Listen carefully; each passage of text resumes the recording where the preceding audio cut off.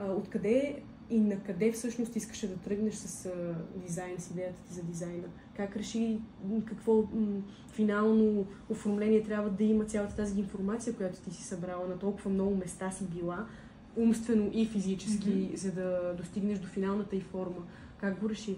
За мен формата трябва да е максимално упростена и нейната функция е тъкмо да задържи съдържанието, да не се разпадне. Да не се разпадне, да. Точно така. Но защото има книги, когато ги видя, ги разгърна, аз виждам на първо място формата. А това за мен е неправилно. Окей. Но пак зависи от артиста, защото аз съм content driven.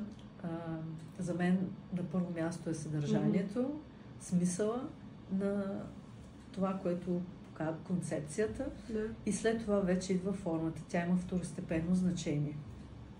И точно заради това книгите почти нямат дизайн, но това не е по-малко лесно, отколкото over дизайна.